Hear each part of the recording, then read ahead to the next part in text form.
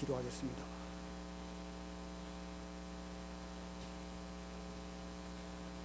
광야와 같고 사막과 같은 이 세상에서 하나님께서는 저희들을 잠시도 잊지 아니하시고 불뱀과 전갈의 위험에서부터 저희들을 지켜주시며 예수 그리스도를 보내주셔서 우리의 모든 죄악을 깨끗하게 씻어주셨지만 저희들은 지나온 날들을 돌이켜볼 때에 하나님의 은혜와 사랑을 저버리고 내 생각과 내 뜻대로 이 세상에서 방황하며 세월을 보냈던 저희들, 다시금 주님께서 저희들에게 찾아와 주시고 말씀으로 권면해 주시며 위로해 주시는 주님의 은혜를 진심으로 감사합니다.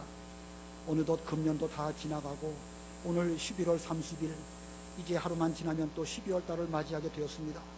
우리의 지나온 날들을 돌이켜볼 때에 받은 바 은혜는 참으로 크고 놀랍지만 저희들은 주께 보답하는 삶 살아드리지 못하였고 우리 생각과 우리 뜻대로 여기저기 방황하다가 세월을 다 낭비하고 어느덧 금년의 끝자락에 서는 이러한 가운데 있습니다.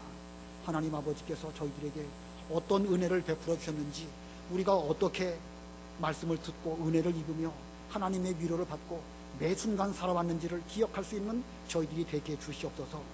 우리 주님께서는 저희들을 눈동자와 같이 지켜주시며 심삼킬 동안에도 저희들을 놓지 아니하시고 분초마다 저희들을 권면해 주시는 이런 은혜와 사랑을 입었지만 저희들은 그 사랑과 은혜를 다 잊어버리고 내 생각과 내 뜻대로 살았는데 하나님 아버지 용서해 주시옵시고 다시금 우리의 자리를 회복하며 하나님의 은혜를 기억할 수 있는 저희 모두들이 다 되게 해 주시옵소서. 우리 주님 이 땅에 계시는 동안에 제자들을 훈련시켜서 그들을 통하여 하나님의 나라를 이루시려고 여러 가지로 수고 많이 하신 것을 저희들이 배웠습니다. 한 제자도 놓치지 아니하시고 하나도 잃어버리지 아니하시려고 주님께서는 그들을 훈련시키셨고, 특별히 새 제자를 훈련시키되 베드로를 특별 훈련을 시키셔서 그가 마음에는 원이지만 육신이 약함으로 말미암아 기도하지 못하고 시험에 들었는데 그와 같은 중심을 주님은 보시고 그로 하여금 훈련을 잘 받아서 이제 마음뿐만 아니라 육신까지도 주님을 위해서 온전히 헌신할 수 있는 이런 베드로 같은 사람을 만들어주신 주님, 저희들도 분명 우리 스스로 우리 자신의 마음을 돌아볼 때에 주님을 위하여 저희들도 헌신하고 희생하여 드리고자 하는 이런 마음이 있습니다. 그러나 우리의 육신이 말을 듣지 아니하여서 저희들도 여러 가지 시험에 들고 어려운 가운데 있사오니 주께서 우리에게 원하시는 말씀을 잘 듣고 깨닫고 훈련을 잘 받아서 부족하지만 주님을 위해서 남은 날들을 살아드릴 수 있는 저희 모두들이 다 되게 해 주시옵소서. 우리 주님께서 비록 그들이 기도하지 못했지만 기다려주시고 참아주시고 또 때가 될 때까지 위로해 주시는 주님이시오니 이제 주님의 기회가, 주께서 주시는 기회가 우리에게 현재 있음을 기억하면서 앞으로 남은 기간 동안 최선을 다하여 제자의 훈련을 잘 받게 해주시옵시고 또 남은 날을 얼마나 남았는지 지혜롭게 깨달을 수 있는 지혜를 주시옵시고 하나님의 백성들을 불쌍히 여겨주시기를 기도하는 가운데에서 이제부터는 우리의 남은 삶을 주님을 위하여 온전히 희생하고 헌신할 수 있는 모든 주님의 제자들이 다 되게 해 주시옵소서.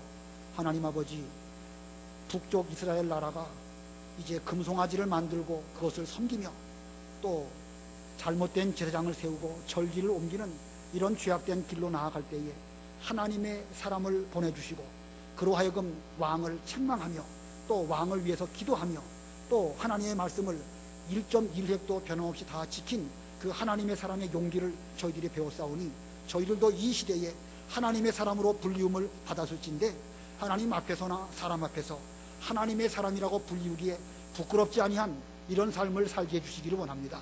저희들에게 용기를 더하여 주시옵시고 죄를 이기게 해주시옵시고 사람들을 사랑하게 해주시옵시고 주의 말씀을 한 말씀이라도 땅에 떨어뜨리지 아니하고 다 지킬 수 있는 그런 믿음의 사람들로 저희들을 붙들어 주시옵소서. 오늘 거룩한 주일 하나님 앞에 우리가 예배를 드리기 위하여 이렇게 모였습니다. 우리 모든 성도들 붙들어 주시옵시고 위로해 주시기를 간절히 원합니다. 이 예배를 위하여 수고하는 모든 하나님의 종들을 주님 기억하여 주시옵시고 식당이나 주차장이나 안내나 혹은 보이지 않는 곳에서 수고하시는 모든 손길들을 주님께서 기억하시고 신령한 복으로 갚아 주시옵소서. 오늘 하나님 아버지 앞에 거룩한 헌금 드린 그 손길마다 하나님 기억하여 주시옵시고 신령한 복으로 갚아 주시기를 원합니다. 이제도 저희들에게 찾아와 주시옵시고 귀한 말씀으로 저희들에게 내려주실 때에 그 말씀을 하나님의 말씀으로 받는 이 시간 되게 해주시기를 간절히 원하오며 예수님의 이름으로 기도드리옵나이다. 아멘.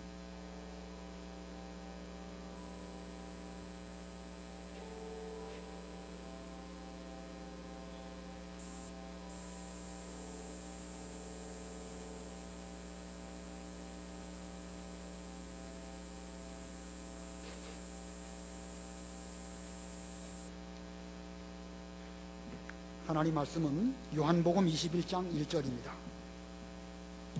요한복음 21장 1절, 6절까지 봉독하겠습니다.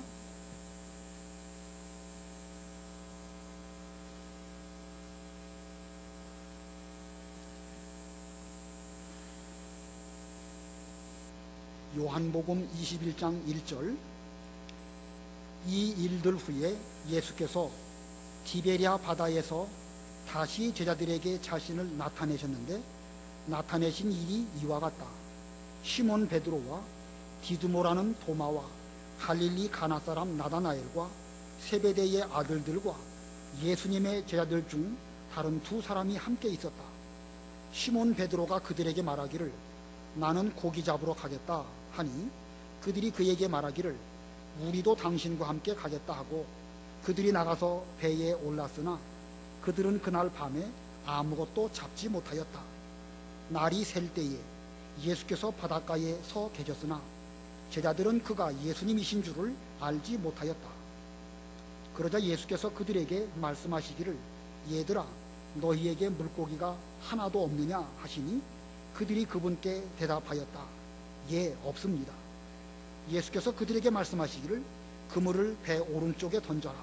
그러면 잡을 것이다 하시므로 그들이 던졌더니 물고기가 많아서 그물을 끌어올릴 수 없었다. 오늘 말씀 제목은 베드로에게 찾아오신 예수님.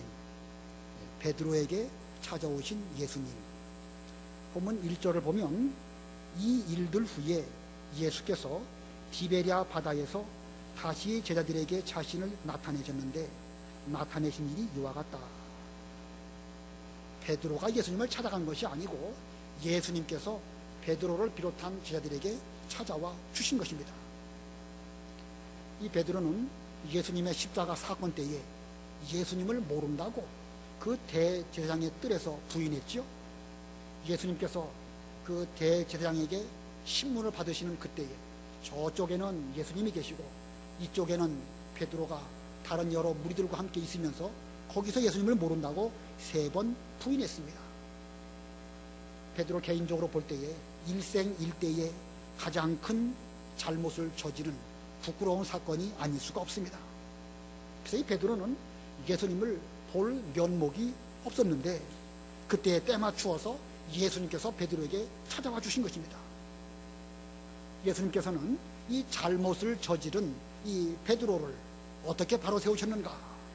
오늘 이 본문을 잘 보면 예수님의 제자 교육하시는 방법, 이것을 잘 드러나 있습니다. 지난 시간에는 예수님의 제자 훈련에 대해서 배웠는데 오늘은 그 시험에 든 베드로를 예수님께서 어떻게 바로 세우셨는가, 그런 면을 살펴보려고 합니다. 예수님을 모른다고 3번 부인한 베드로의 그 심정은 어땠을까요? 심리적으로 상당히 불안할 수밖에 없었겠지요.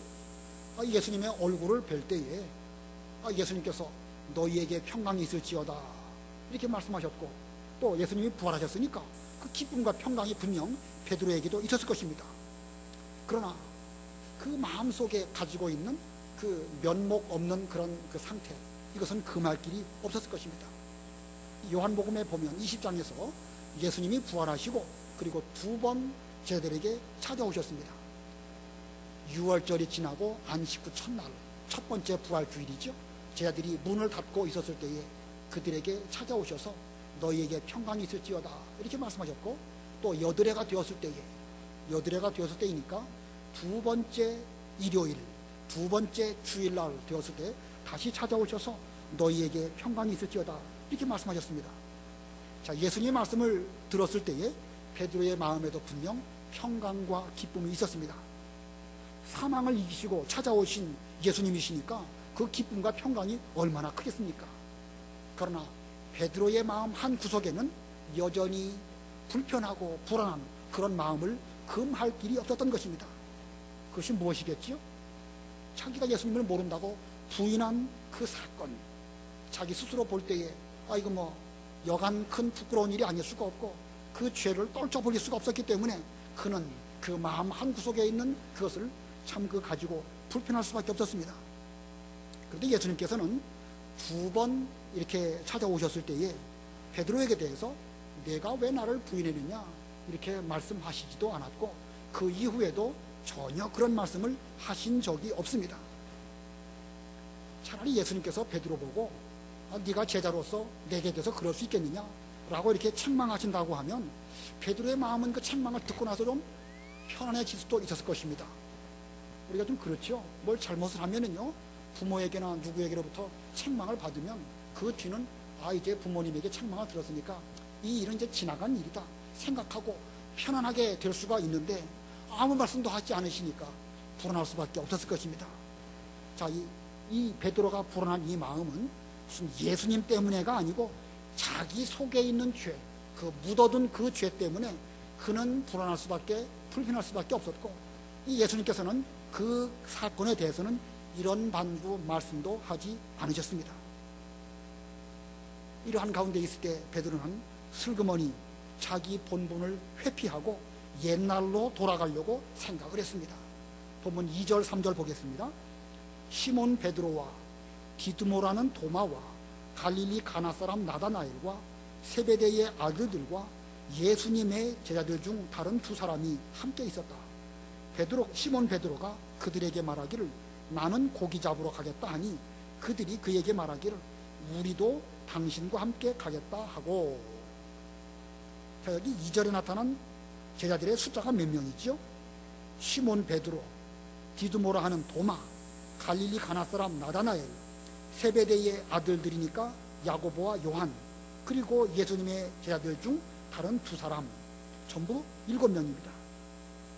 그런데 그 7명이 함께 있었을 때에 베드로가 나는 고기 잡으러 가겠다라고 하니까 다른 6명도 덩달아서 나도 당신과 함께 고기 잡으러 가겠소 이렇게 말을 했습니다. 베드로 한 사람이 무너지면 그 파급 효과는 베드로 한 사람으로 그치는 것이 아니고 그 주변에 여러 사람들에게 그 영향이 가는 것입니다. 자, 이 예수님의 제자의 본문을 버리고 옛날로 돌아가서 물고기 잡는 시대로 돌아가려고 하는 이 베드로의 심정, 그를 그대로 둔다고 하면 그 영향이 얼마나 클까? 돌아가려고 하는 베드로의 심정은 어땠을까요? 홀가분하다. 이제 3년 반 동안 주님에게로부터 은혜도 받고 많이 배웠는데 이제는 옛날로 돌아가서 다시 물고기 잡고 식구들과 더불어 오손도손 살면서 편안하게 여정을 보내자, 이런 마음으로 갔을까요? 실제로 또 그가 그런 마음으로 갔다고 한들 그것이 가능이나 하겠습니까? 주님께 은혜를 많이 받고 말씀을 많이 받았는데 옛날로 돌아가가지고 이제부터는 3년 반 동안에 있었던 일들은 없던 걸로 하고 옛날로 돌아가자, 이게 실제로 가능한 일이겠습니까? 절대로 불가능합니다. 그래도 이 미련한 사람들은 은혜를 받은 그 자리를 기억하지 아니하고 옛날로 돌아가려고 훌훌 털어버리려고 하지만 그게 그렇게 마음대로 되는 게 아닙니다. 이 베드로가 지금 물고기 잡으려고 가는 것은 자기의 자리를 회피하고 옛날로 돌아가려고 하는 이런 그 발걸음이지만 그의 마음은 결코 편안할 수가 없었던 것입니다. 성경에는 그런 내용이 나와 있지 않지만 전에 내려오는 전설에 의하면 베드로가 이 예루살렘에서부터 물고기 잡으려고 그 갈릴리 바다로 가는 그 내내 그는 울면서 갔다고 합니다. 예루살렘에서부터 갈릴리까지 그렇게 가까운 거리는 아닙니다. 그 길을 가면서 그는 울면서 내가 어쩌다가 이렇게 되어서 예수님 볼 면목도 없고 이제 다시 옛날로 돌아가서 물고기 잡으러 가는 처량한 신세가 되었는가, 그는 자기를 돌아보면서 눈물을 흘리면서 그 길을 내내 갔다는 것입니다. 자, 왜 예수님께서는 베드로를 책망하시지 않으셨을까? 왜 책망하지 않으셨을까요? 거꾸로 만약에 예수님께서 베드로를 책망하셨다면 책망받은 베드로는 어땠을까? 예수님께서 베드로에게 회개해라, 네가 어떻게 해서 나에게 대해서 모른다고 3번씩이나 부인할 수 있겠느냐, 내가 그렇게 말했고 내가 너에게 기도하라고 그렇게 말했는데 결국 기도하지 않더니 결국 나를 모른다고 부인했구나. 이제 그 면에서 회개해라. 만약에 그렇게 책망을 들었다고 한다면 베드로 생각에 이제 내가 예수님에게 대해서 책망을 받았으니까 이 일은 이제 더 이상 끝이다. 더 이상 예수님께서는 이 일을 덮어두시고 넘어가시겠지. 이렇게 생각할 수 있었을 것입니다. 따라서 이런 걸 놓고 생각해 볼 때에 책망을 통해서 겉으로 하는 회개, 이것이 겉으로는 회개한 것처럼 보일지 몰라도요, 사실은 진정으로 회개한 것이 아닙니다. 우리가 다른 사람을 모질게 책망을 합니다. 좀 잘못한 것이 있으니까 분명 책망받을 만도 하지요. 그렇게 책망을 했을 때에 그 책망을 듣는 그 사람이 속에서부터 진실로 회개하는 것이 된다고 하면 참 좋겠지만 우리 인간 사회에 그게 결코 쉬운 것이 아닙니다. 책망을 받을 때는 겉으로는 회개합니다. 잘못했습니다. 라고 말할지 모르지만 그 중심 깊은 데서부터 회개가 일어나지 아니하고 그냥 책망받았으니까 이제 이 일은 지나간 일이다 하고 그냥 묻어두고 넘어간다고 하면 오히려 그 책망은 안 하느니만 못한 것이고 그 책망을 받는 그 사람도 이제는 지나간 일이니까 더 이상 이것에 대해서는 다시 언급할 필요가 없을 것이다. 이렇게 되어질 수 있는 것입니다. 우리 주님께서는 그와 같은 것을 다 생각하시고 베드로를 일부러 책망하시지 않은 것입니다. 자, 예수님께서 베드로를 책망하시지 않으신 이유는 베드로 스스로 회개하도록 하시려는 것입니다. 회개란 것은 자기 속에서 스스로 하는 것이지 누구로부터 책망을 듣고 억지로 이렇게 되는 것이 아닙니다. 그렇다고 해서 무조건 책망하지 말라는 건 아니에요. 자녀들이나 미성년자나 혹은 신앙적으로 많이 부족한 가운데 있어서 제대로 모른다고 하면 그걸 정확하게 일깨워 주어서 그로 하여금 바로 회개하고 똑바로 서도록 해주는 것이 그게 필요합니다. 그러나 베드로처럼 마음에는 원이지만 육신이 약해서 지금 예수님을 모른다고 부인한 것, 이미 그는 자기 죄에 대해서 심각하게 생각하고 있는 것입니다. 괴로워하고 있습니다. 이렇게 괴로워하고 있는 베드로에게 대해서 네가 잘못했다, 회개해라 이렇게 말한다고 하는 것은 오히려 그 책망은 역효과를 가져올 수도 있는 것입니다. 그러므로 예수님처럼 침묵하면서 기회를 주면서 계속 기다리는 것이 오히려 그로 하여금 올바로 세울 수 있는 좋은 기회가 되는 것입니다. 이것이 가장 효과적인 교육 방법이기 때문에 주님께서는 일부러 베드로를 책망하시지 않고 이렇게 기다려 주신 것입니다.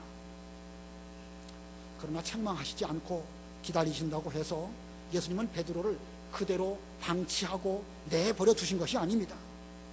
예수님께서는 가장 능동적으로 가장 효과적인 때에 베드로를 돌아보시고 또 딱 맞는 시점에 이렇게 찾아오신 것입니다. 그래서 베드로에게 옛 신앙과 자기 자리를 회복시켜 주시려고 지금까지는 지켜보고만 계셨지만 정확한 시점에 찾아오셔서 그로 하여금 옛날의 신앙과 제자의 자리를 회복하게 하시고 앞으로 예수님의 제자의 길을 잘 걸어가도록 그를 양육시켜 주시는 예수님의 모습을 우리는 발견하게 됩니다. 자, 예수님께서는 베드로에게 어떻게 찾아오셨는가? 본문에서 두 가지를 말씀을 드리려고 합니다. 그 중에 첫 번째는요, 실패를 통하여 찾아오셔서 자신을 돌아보게 하신, 좀 대지가 길죠? 간단하게 줄이면 자신을 돌아보게 하신 것입니다.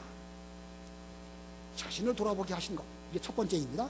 베드로를 비롯한 제자들은 갈릴리 바다에 나아가서 배에 올라 물고기를 잡기 시작했습니다. 그러나 그들이 그날 밤 다 지나가기까지도 아무것도 잡지 못하였습니다.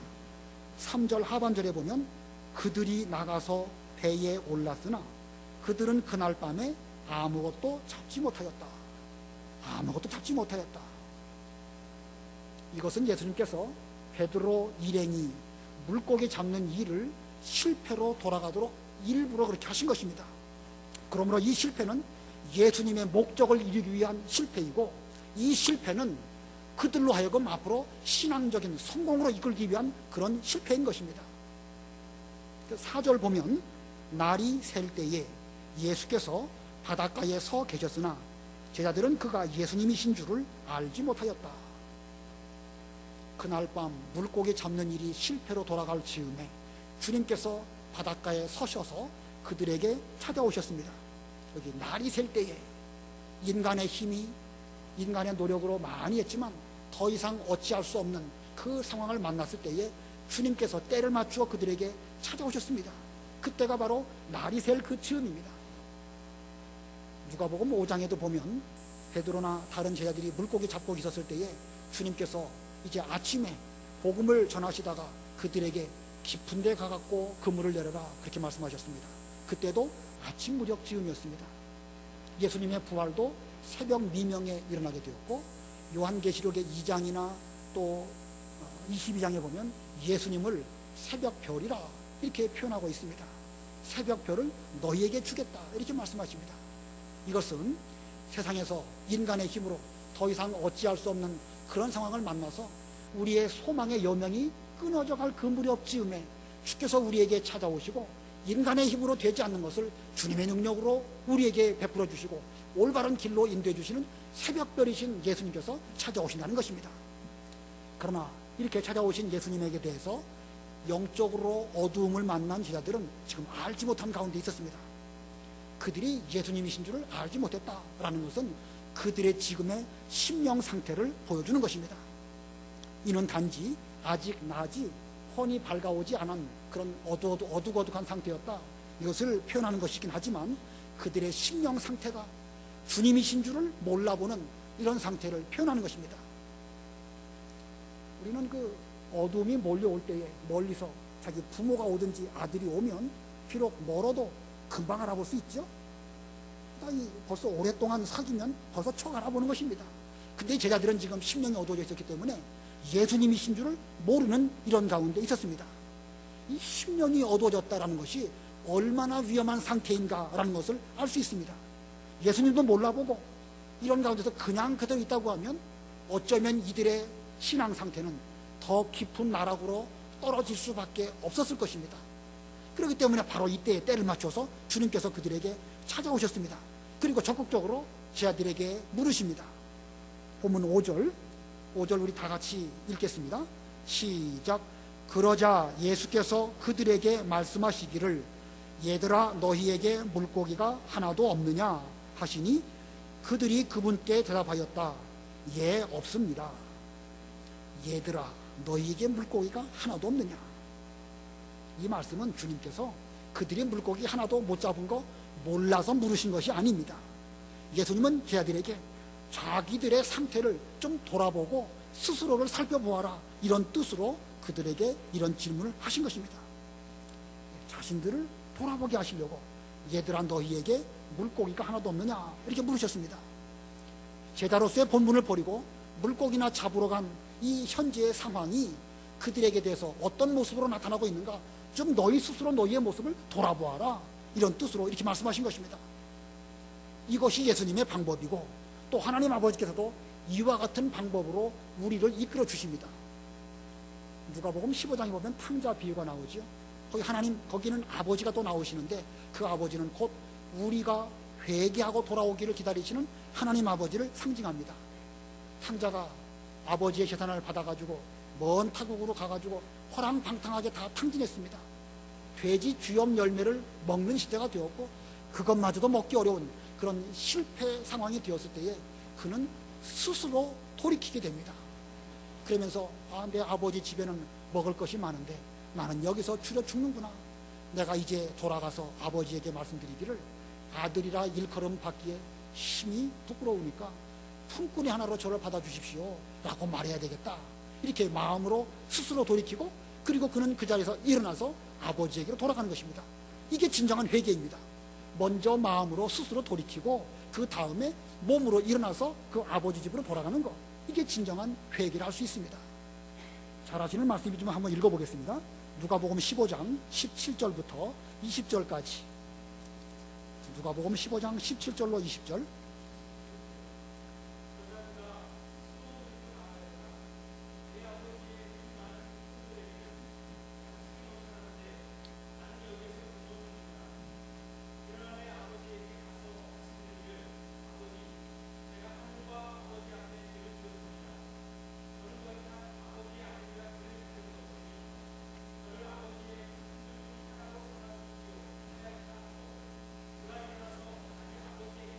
예, 거기까지요.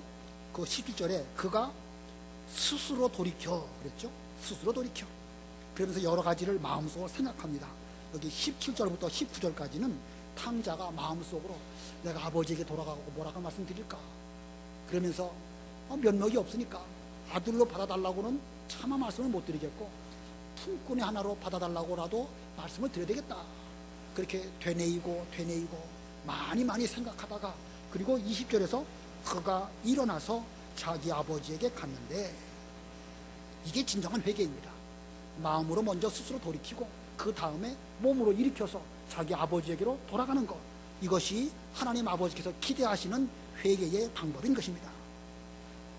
만약에 탕자 비유에 나오는 그 아버지께서 이 탕자가 그렇게 재산을 탕진한 것을 못마땅하게 여기시고 찾아오셔가지고 그를 억지로 끌고 다시 집으로 데려가셨다라고 한다고 하면 그 탕자가 그 뒤로 제대로 회개나 했을까요? 비록 아버지 집으로 돌아오긴 돌아왔겠죠. 그러나 그것은 회개가 되지는 못한 것이고 그저 억지로 끌려서 온 것에 불과할 것입니다. 얼마 있으면 그는 다시 또 뭐 여러 가지 방법을 취해가지고 다시 가출을 하지 않았을까, 그렇게 생각되는 것입니다. 그러므로 회개라는 것은 껍데기만 돌이키는 것이 회개가 아니고 내면적인 회개가 되어질 때에, 내면적인 회개가 먼저 되어지고 겉으로 또한 돌이킬 때에 그게 온전한 회개인 것입니다. 이 요한복음에 나와 있는 베드로를 스스로 돌이키도록 하시려는 예수님의 방법, 이것은 곧 하나님 아버지의 방법이요, 이것이야말로 진정한 회개의 방법입니다. 이렇게 예수님께서 얘들아 너희에게 물고기가 하나도 없느냐 이렇게 물으실 때에 제자들이 무엇라고 대답을 했을까? 5절 하반절에 보면 예 없습니다 라고 대답을 했습니다.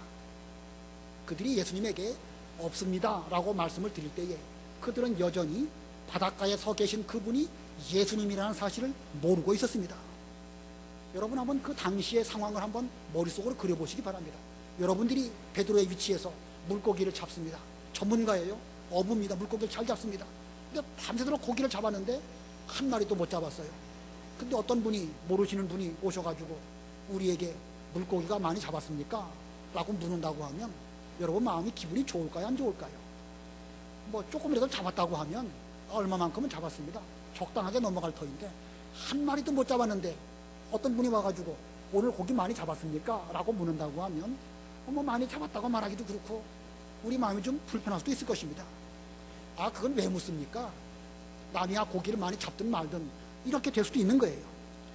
그러나 이들은 예 없습니다.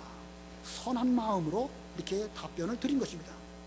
만일 예수님이 이렇게 물으셨을 때에 아, 그걸 왜 묻습니까?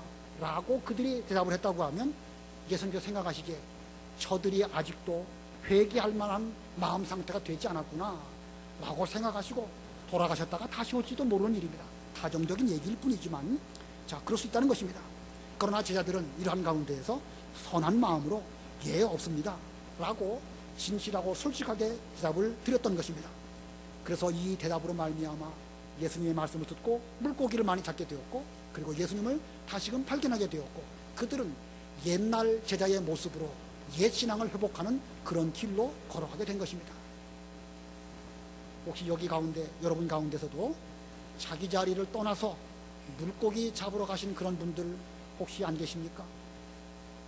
이 시간에 우리 모두는 우리 자신을 스스로 돌아봐야 될 것입니다. 예수님께서 지금 이 시간에 우리들에게 얘들아 너희에게 물고기가 하나도 없느냐 라고 물으신다고 할 때에 여러분들은 무엇라 답을 드리시겠습니까? 예수님이 아니라 혹시 전혀 모르는 어떤 사람이 와가지고 신앙생활 떠나서 여러분 하고 싶은 대로 마음대로 했는데 그래가지고 돈도 많이 벌고 물고기도 많이 잡고 마음 편안하십니까? 라고 여러분에게 묻는다고 하면 우리는 그 전혀 모르는 그 사람에게 뭐라고 대답을 할 것인가? 저는 결혼하고 여기 명륜동 바로 뒤에 여기 교회에서부터 한 2, 3분 거리에 그 전세방을 얻어가지고 살았습니다. 뭐 비록 탄탄방이었지만 교회 생활을 잘 하려는 마음으로 결혼해서부터는 내가 교회 옆에서 살아야 되겠다 이런 마음으로 이 방을 얻어서 살았습니다. 근데 이제 그때가 제가 28살이고 점점 시간이 지나면 지날수록 점점 저의 생활의 중심은 교회에서부터 직장 생활로 옮겨가게 되었습니다. 그 이전에는 교회에서 뭐 사경회가 있다든가 여름 성경학교가 있다든가 그러면 직장 휴가 내고 교회 일 중심으로 했었는데 어느 시점부터 보니까 저도 모르는 사이에 저의 생활의 중심이 직장 중심으로 가버리고 말았습니다. 그래서 얼마 지나서 직장 옆으로 이사를 갔습니다. 방학동, 의정부, 동두천 이런 데 가서 살고, 그렇다고 뭐 주일날 교회 안 오는 건 아닙니다. 제 나름대로 할 도리는 했지만 벌써 마음 중심에서부터는 교회 중심이 아니라 이 세상 중심으로, 직장 중심으로 돈 많이 벌어보려고 그렇게 했었습니다. 어느 날 새벽 예배 시간에 제가 이 말씀을 새벽 예배 시간에, 그때 목사님이 기도원에 가셨는지 무슨 그런 이유로 인해 가지고 제가 예배 인도를 하게 되었는데, 여기 5절에 그 말씀, 얘들아 너희에게 물고기가 하나도 없느냐. 옛날 개혁 성경에는 얘들아 너희에게 물고기가 있느냐 이렇게 물어보셨죠. 그 말씀 가운데 저 자신을 돌아보게 될 때에 주님께서 제게 대해서 물고기를 원하시는데 드릴 게 하나도 없는 거예요. 드릴 게. 주님을 떠나가지고 돈 많이 벌어보려고, 그래가지고 그 돈 많이 벌면 교회도 잘 섬기고 신앙생활도 잘 해보고 그런 마음으로 여기저기 돈 벌려고 다녀보았지만, 주께서 제게 말씀하실 때 하나도 드릴 게 없더라고요. 그래서 여기 제자들처럼 예, 하나도 없습니다, 그렇게밖에 답을 드릴 수가 없더라고요. 그래서 제가 이거 안 되겠구나, 내 신앙생활 똑바로 해야 되겠다, 이런 그 마음의 계기가 되었고, 뭐 여러 가지 그 외의 일들도 있지만 제가 그때의 그 무렵쯤에 신학을 시작하게 되었고, 또 전도사가 되어서 오늘 이 자리에 여러분 앞에 서 있게 되었던 것입니다. 현재 우리 중에도, 여러분 중에도 아마 이 젊은 분들 가운데에서 이제 직장생활 하면서 결혼하면서 열심히 사회생활을 하려다 보면 이 생활의 중심이 전에는 교회 중심으로 되었었는데 점점 세상으로 나아갈 수밖에 없는 이런 과정, 뭐 공식이라면 공식이고 그렇게 되기가 쉬운 이런 생활 가운데 살고 있는데, 오늘 이 시간에 예수님께서 우리들에게 얘들아 너희에게 물고기가 있느냐 이렇게 물어보시는 이 말씀, 우리도 잘 들어보고 그 말씀 앞에 우리 스스로를 돌아보고, 그리고 내가 있어야 할 자리가 어디인가, 나의 생활의 중심이 교회인가 직장인가, 하나님이신가 아니면 돈인가 한번 살펴보고 돌아볼 수 있는 우리가 되어야 되겠습니다. 예수님께서 너희에게 물고기가 있느냐 라고 물으신 이 질문 잘 들으시고 자신을 돌아보심으로 옛날에 자기 자리를 회복하는 우리 모두들이 다 되시기를 바랍니다. 그런데 두 번째로, 어떻게 주님께서는 베드로를 찾아오셨는가? 전에 받은 은혜가 생각나게 하셨습니다. 전에 받은 은혜가 생각나게 하심. 본문 6절 우리 다 같이 읽겠습니다. 6절 시작. 예수께서 그들에게 말씀하시기를 그물을 배 오른쪽에 던져라, 그러면 잡을 것이다 하심으로 그들이 던졌더니 물고기가 많아서 그물을 끌어올릴 수 없었다. 지금 제자들은 자기들에게 찾아오신 분이 예수님이신 줄 몰랐습니다. 그런데 그분께서 그 물고기를, 그 그물을 배 오른쪽에 던져라 라고 말씀하실 때에 그 말씀을 순종했습니다.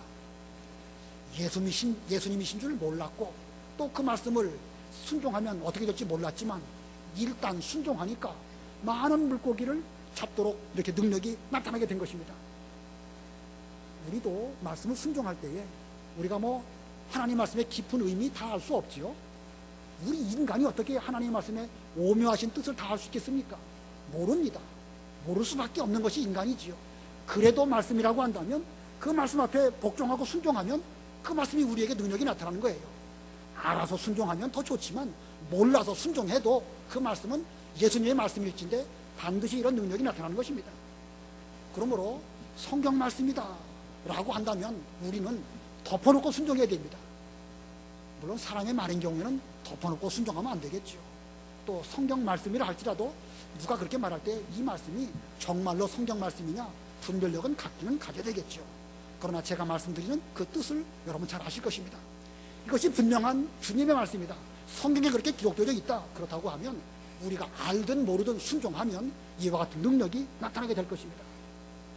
그런데 밤새도록 수고 많이 했지만 한 마리도 못 잡다가 어떻게 그 한 번의 그물질에 그 많은 물고기를 잡을 수 있었을까? 여러분 TV 같은 데 보면 바닷속에 물고기들 촬영한 거 종종 보시지요? 물고기들이 몰려다닐 때 때로 몰려다니지요. 물고기 없는 데는 하나도 없습니다. 근데 그것들이 몰려다닐 때에는요 어마어마한 물고기들이 몰려다니는 거예요. 주님께서는 바닷속에 있는 물고기들도 주장하시기 때문에 정확한 시점에 그것들을 몰아오게 하시고 그 제자들이 그물을 말씀을 순종하여 내릴 때에 그 그물 속으로 쑥 들어가도록 그렇게 인도해 주신 것입니다. 자, 그러면 예수님께서는 왜 밤새도록 물고기가 하나도 안 잡히게 하시다가 이제 그물을 끌어올릴 수 없을 정도로 많은 고기가 잡히도록 하셨을까? 이 사건을 통해서 전에 받은 은혜가 생각나게 하시려는 것입니다. 이때로부터 3년 반 전 베드로가 바로 이 바다에서 그 물고기를 잡고 있었습니다. 그때에 주님의 말씀에 순종해서 깊은 데 가갖고 그물을 내렸더니 2배에 가득할 정도로 물고기를 잡게 되었고, 그 사건으로 말미암아 자기가 얼마나 큰 죄인인지 그는 깨닫고 주님 앞에 무릎을 꿇고 주님, 저는 죄인입니다, 저를 떠나소서, 그렇게 말씀드렸죠. 그 말씀이 계기가 되어서 베드로는 예수님을 따라가게 되었고, 배와 모든 그물들을 다 버려두고 따라갈 때에 그는 예수님의 제자의 길을 걸어가게 된 것입니다. 베드로는 예수님에게 붙잡혀서 이제 예수님을 쫓아가는 이런 제자가 되었는데, 지금 조금 어려운 일을 만나고 또 예수님을 모른다고 부인하는 그 사건으로 말미암아 시험이 들어서 옛날로 돌아가려고 하는 이런 가운데 있는 것입니다. 자, 예수님은 지금 시험 든 베드로에게 전에 받은 은혜가 생각나게 하셔서 그를 옛 신앙으로 회복하게 하시려는 이런 뜻에서 이렇게 그물을 배 오른쪽에 던져라 말씀하신 것입니다. 전에 받은 은혜, 이게 참 중요합니다. 그러나 전에 받은 은혜가 중요하지만 그것보다 더 중요한 것은 살아가면서 그 은혜를 기억하면서 이제 그 은혜 가운데 늘 살려고 노력하는 것, 그것이 오히려 더 큰 은혜라고 할 수가 있습니다. 여러분에게도 전에 받은 은혜가 있죠? 그 전에 받은 은혜, 그 중요합니다. 그러나 그것보다 더 중요한 것은 그 은혜를 늘 기억하면서 자기의 그 신앙, 옛 신앙을 회복하면서 그 은혜를 잊어버리지 않는 것, 그게 더 큰 것입니다. 다시 말하면 은혜가 늘 생각나는 것, 이게 더 중요하다는 거예요. 베드로가 예수님을 모른다고 3번 부인할 때에 베드로가 예수님께서 하신 말씀이 생각이 나서 그 말씀으로 말미암아 그는 밖에 나가서 심한 통곡을 하면서 회개했기 때문에 그는 더 이상 죄를 짓지 않는 그런 길을 걸어가게 되었습니다. 누가복음 22장에 있습니다. 한번 읽어보세요. 22장 60절로 62절. 누가복음 22장 60절로 62절.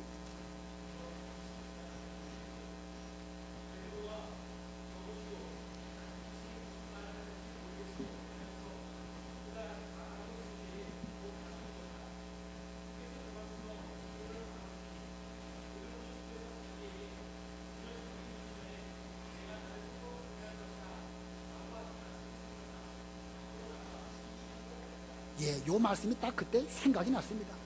받은 은혜, 받은 말씀 생각이 났기 때문에 그는 더 이상 깊은 죄에 빠지지 아니하고 밖으로 나가서 통곡하며 회개의 길을 걸어가게 된 것입니다.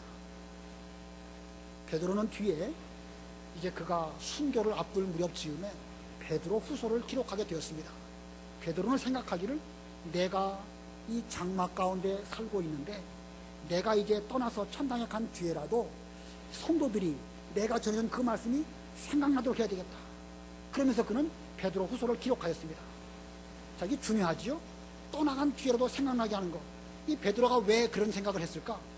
과거의 자기를 돌아볼 때에 예수님께서 찾아와 주시고 말씀이 생각나게 해주시고 또 그 모른다고 부인할 때 쳐다봐 주시고 그것으로 말미암아 그가 전에 받은 말씀, 전에 받은 은혜가 생각난 것이 얼마나 중요한가, 이걸 그는 기억하면서 자기도 자기를 이끌어주신 스승이신 예수님처럼 성도들에게 자기가 떠나간 뒤에라도 그 말씀이 생각나게 하려고 베드로 후서를 기록하였다, 이렇게 말하고 있습니다.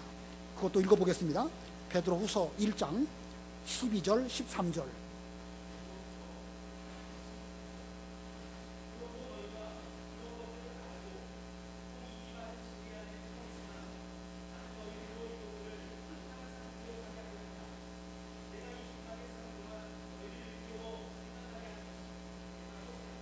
이 장막에 사는 동안, 다시 말하면 살아있는 그동안 너희들을 일깨워서 생각나게 하는 것이 옳다. 그 다음에 15절도 한번 보세요. 15절.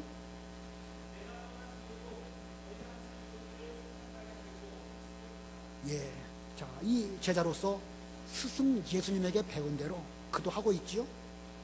예수님에게 제대로 잘 배워서 옛 은혜를 기억하고 전에 받은 말씀이 생각나고, 그래가지고 그가 그 더 이상 범죄하지 아니하고 다시 올바른 자리로 돌아선 것을 기억하면서 자기도 똑같은 방법으로 성도들에게 그렇게 일깨워주고 있는 것입니다. 그래서 베드로는 이렇게 참 예수님을 모른다고 부인한 이런 부끄러운 가운데 있었지만 그는 돌이키게 되었고, 돌이킨 그때로부터 그는 위대한 예수님의 사도의 길을 잘 걸어가게 된 것입니다. 이런 목적을 위해서 예수님께서는 베드로에게 찾아오신 것입니다. 우리 예수님께서 복음 전파를 시작하실 때에 회개하라, 천국이 가까웠느니라, 이렇게 말씀하셨습니다. 이 회개는 천국에 들어가는 관문과 같습니다. 회개를 통하지 않고서는 천국에 들어갈 수 없다는 것입니다. 물론 그 천국은 뭐 믿음으로 가는 그런 의미가 아니라 우리가 이 땅에 이루어져야 할 하나님의 나라를 회개를 통해서 된다는 뜻이죠. 그런데 예수님께서 그 시대에, 그 당대의 사람들에게 회개하라, 천국이 가까웠느니라, 이렇게 말씀을 하셨지만 어떤 특정한 사람에게 대해서 회개해라, 이렇게 말씀하신 적이 있으신가요? 저는 본문을 준비하면서 그런 적이 있었던가, 뭐 제가 일일이 찾아보진 못했지만 가만히 좀 돌아보면 성경에 그렇게 어떤 특정한 인물이나 개인에게 대해서 회개하라 라고 하신 적은 없는 것 같아요.